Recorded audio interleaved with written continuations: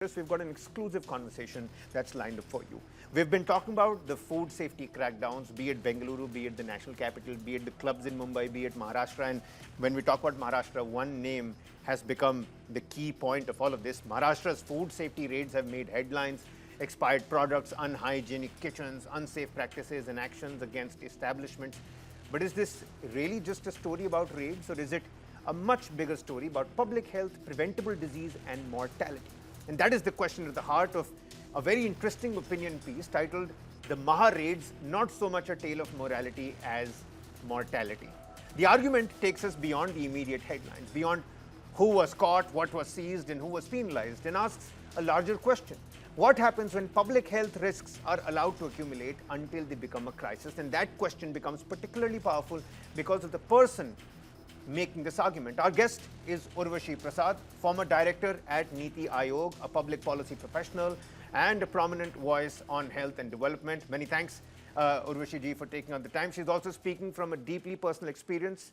I beg your pardon here. Urvashi is a stage 4 lung cancer survivor who has never smoked, and her own experience has made her an outspoken advocate on air pollution and public health. So today, let's try to connect the dots, attempt to, and we have the right voice for it. Many thanks again, Urvashi ji, for that. Are raids enough to change behavior? Where does enforcement end and prevention begin? Are we looking at food safety too narrowly? And why do public health interventions often become reactive rather than preventive? And of course, when we talk about mortality, are we paying enough attention to the environmental and systemic risks that are around us? Welcome to this conversation here, ma'am. I do know about your healthcare center. You're a founder of Pavan. A great initiative on that particular front as well. As a public health professional, as a former director at Niti Aayog, your headline is quite provocative. Not so much a tale of morality as mortality. Let's decode that quickly, and then we can go in deeper and further. Yeah, thanks a lot, Kabir, firstly for taking this up and for having me on your show. I think the title really of my article stems from the fact that we now have a whole wealth of evidence which shows that environmental risk factors, which includes the air we breathe, the water we drink, the food we eat, have a very direct connection to disease and indeed to death. And not just non communicable disease, because I think we commonly think that you might get, a respiratory infection, or, you might eat something which gives you a gastrointestinal infection. But actually, a big chunk of this morbidity and mortality is now linked to non communicable diseases. So, whether it's cancer or heart disease or diabetes or mental health conditions, and I think that evidence is now really very, very strong, unquestionable. What we need is to move from that evidence to policy. And I think that is very, very important. And I think regulation is obviously a part of it. Yeah. Whatever standards we have, ensuring that those are adhered to, they are enforced. I think that is a great work that is happening currently in Maharashtra, as we are seeing. But a lot of it is also about behavior change, about generally making people aware You're right. that health, I'm, I'm, yeah, ma'am, when you look at the Maharashtra raids, what do you yeah. think they get right, and what do you think are areas where they fall short as a public health, quote unquote, public health intervention?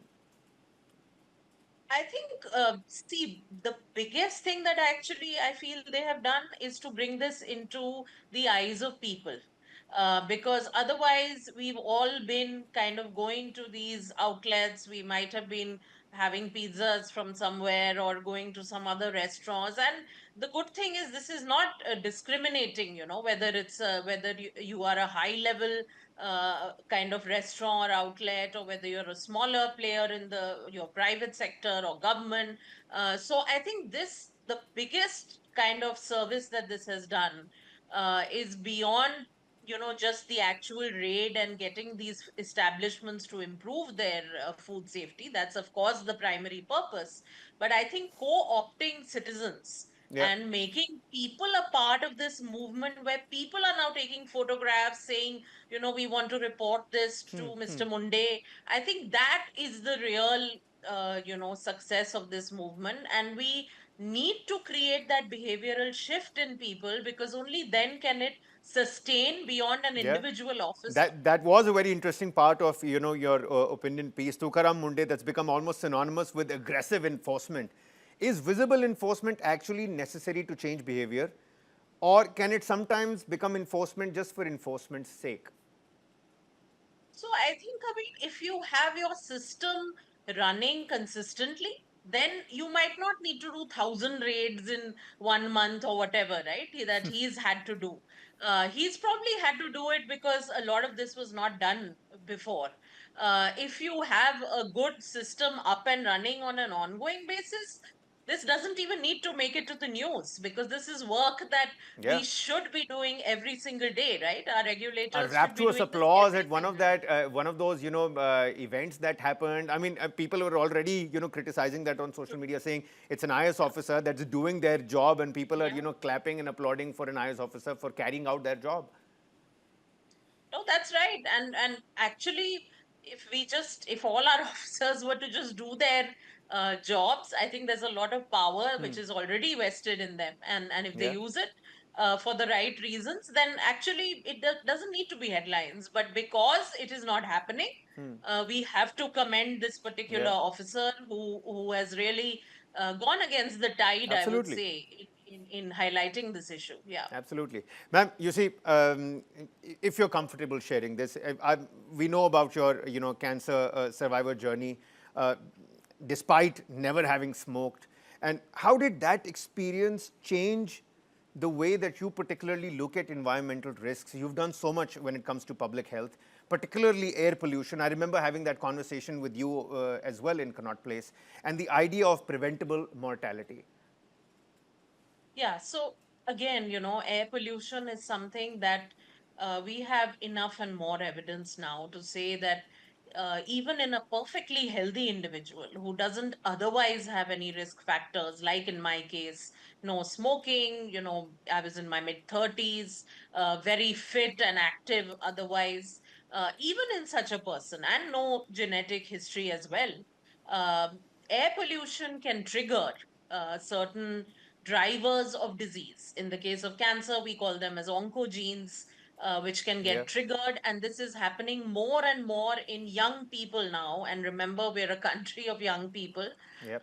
The demographic dividend means a lot for us. So I think we need to really take this very seriously, especially in our high risk urban centers where air pollution is really, at its peak and crossing all sorts of levels at several times in the year.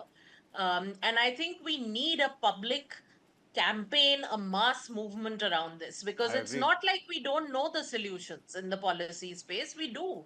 But somewhere for that urgency to come in, we need people to make this a mass movement. And I hope the young We're too people in slow this on our feet. country, It's too lackadaisical. yeah, We take it for yeah, granted all the time.